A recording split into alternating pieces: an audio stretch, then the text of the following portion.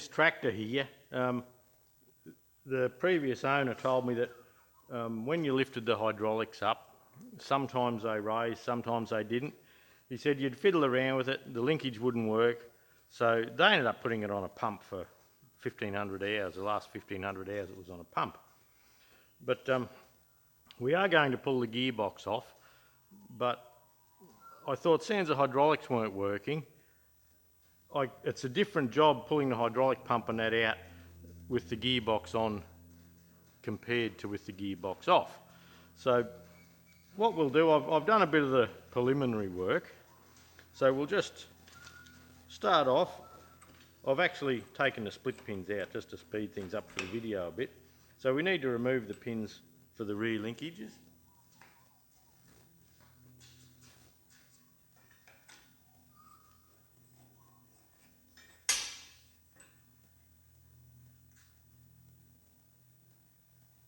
And I don't know if you can see, but there's a plate welded onto the end here. That might pose a challenge. Now, what I like to do first is, there's two screws at the front here, and this little plate, this 11/16 spanner will fit that. Now this little plate has the pipe under it that brings the oil up to the top. So I like to get that out of the way first. So if your hydraulics aren't lifting, certainly worth a look on this pipe. See, we have an O-ring and a backup washer down the bottom end there. There should be another one up here. And in this case, both of those are fine. But if that's blown out, the hydraulic pump pumps oil, and in the process of trying to bring it up to the top here to lift your lift cylinder, it just leaks out. You get no pressure. So sometimes I'll try and lift a bit. Now the arms will start to come up a bit, but they won't take any load. So look, I just like to take that out of the way first. Now I have a pot down each side of the tractor that whatever comes off one side goes into. I may get another pot, I think, and just have the hydraulic top cover bolts, just to keep things simple really when we're putting it together. And there we go. A baby formula tin. Good to have grandkids. Okay, so there's a row of bolts along the front and down the side here. There's three that hold the handbrake bracket off. Now, the handbrake bracket had rods on it. I've taken the rods off out of the way. So we might just rattle these off.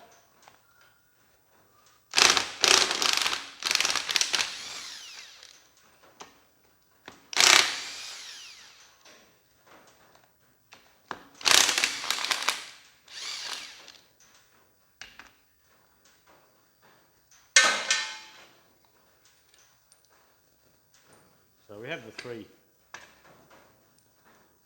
longer bolts, and that's your handbrake bracket out of the way. Some tractors had the handbrake bracket, some didn't, so yeah, if yours has, you'll have to get rid of it. Now there's four bolts here that are about 9/16 thread. Don't touch them, there's no need. That's what holds the cylinder on underneath.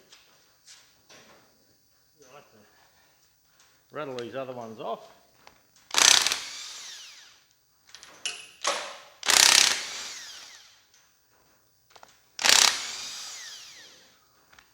Just pick this one up so I'm not looking for it later.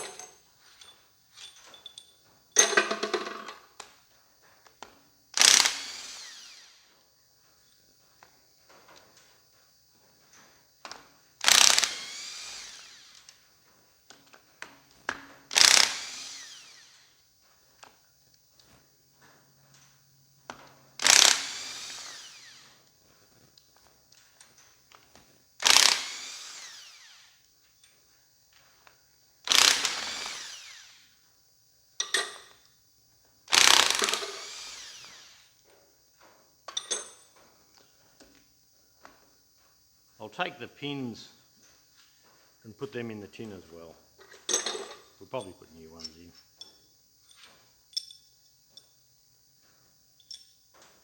So all in all, there's 1, 2, 3, 4, 5, 6, 7, 8, 9, 10, 11, 12, 13 bolts in the top cover, and then it should lift. But what I like to do now, and look, there's no real need, it's just what I like to do. The side cover down this side, I like to undo that. And look, there's probably no real need, but I just like to get it out of the way. And it gives you a chance to see what's going on. Then on this other side plate, on the right hand side of the tractor, I like to pop it out of the way too. And it has your response control lever. They often get broken through here if they've been put in wrong. It has your dipstick. It has your response control plate. Sits on here, so you have to undo 4 screws to get to there. And then it has the normal bolts, but it has a Allen head bolt there, a countersunk Allen head screw, and that gives you room to bring your lever back and forth. So that can drop down into the pot down here, and we should be okay. Some tractors, I just have to have a look down here. Some tractors you need to spread the arms and pop the roller out, and we'll have a bit of a look in the side and see what that looks like. Well, I've set the camera and tripod. I've got a little tripod, I've got some backlighting, and I've got a microphone boom, and she's all happening. But anyway, hopefully we can get a clear picture of what's going on. Now, this lever here, that brings the signal from the top levers. And I'll move the inside lever on the quadrant, so you can see transport position in draft and down, up, down.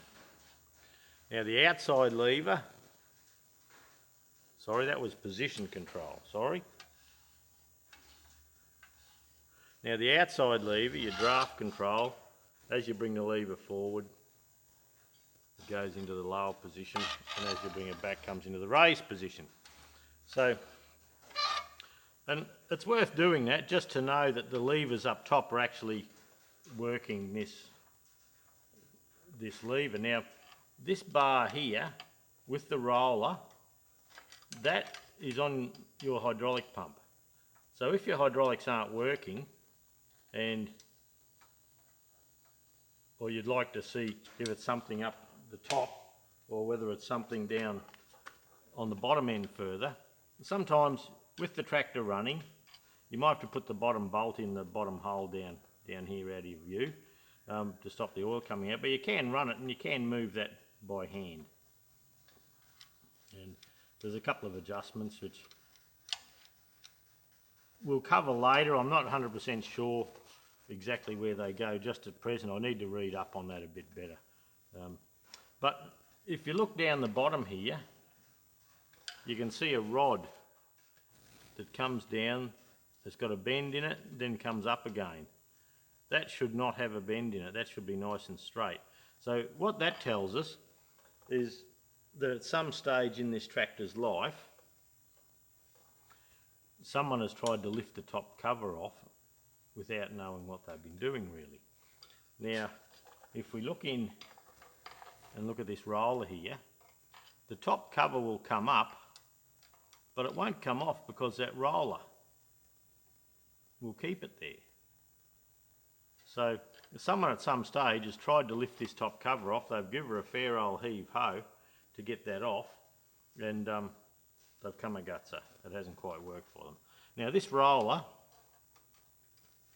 there's a couple of ways of doing it, and an old bloke showed me one time, he just got a little bit of electrical wire and put around it and give it a twitch. And then when he spread the legs on the valve here, he didn't have a worry. So that can go into my hydraulic top cover tin. And so you'll see now that is free. The top cover can come up, and also at this stage you would take note of where the roller was, and this little screw here, it goes back onto your pressure control, and this one here should have a little spring clip like this one to stop that just turning freely.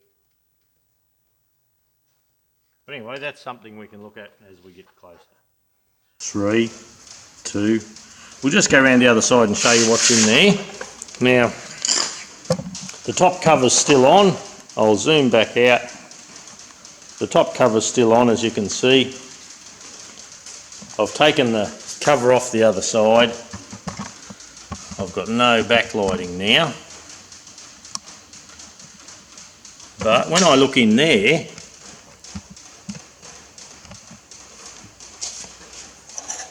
look at this. That is the hydraulic filter. So the hydraulic filter on this tractor has just been floating around in there, so it would be reasonable to assume that the control valve's full of rubbish. But anyway, we'll lift the top off. Well, we've got the whole top cover undone, and 10 points if you picked up that this is a stabiliser bracket from under your final drive here. It's just a handy thing to have. I've only got one bolt hooked in, but look, I think you could probably put 2 if you felt safer, but I just went for 1 bolt at the front and a centre pull. It's not that important that this comes up straight, so we'll just have a bit of a look, and we'll just lift him gently. And now we have the roller off. It should come off easily. Now, if at any stage you notice it getting a bit tight, like that there, let him back down and work out why.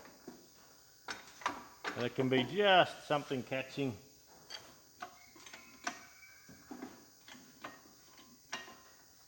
We'll come around and have a look.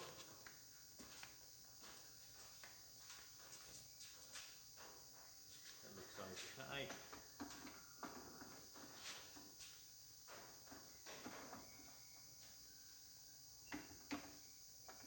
I think it's just because I have it a bit crooked.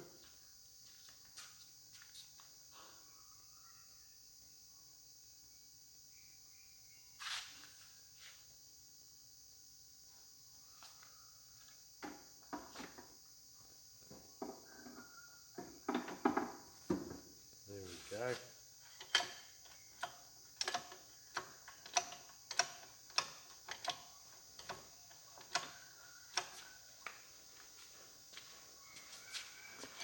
You can hear the shed creaking a little bit. That's what happens in a big tin shed. It's around 30 degrees today, and the sun comes out and goes away. And the shed expands and contracts as we go.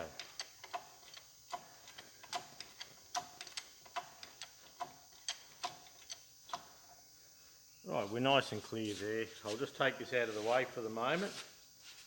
We'll deal with that later.